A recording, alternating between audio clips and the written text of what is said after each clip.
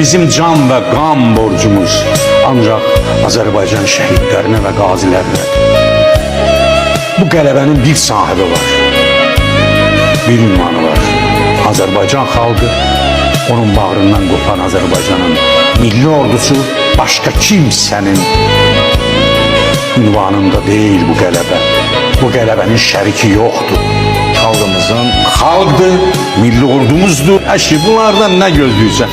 Bunlar gedib torpaq alacaqlar. O uşaqlar getdi, aldı, o bayraqları onlar qaldırdılar.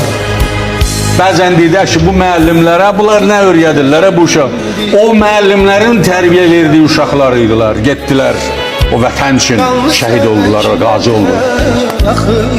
Əlini, qolunu, gözünü itirdi. Amma vətən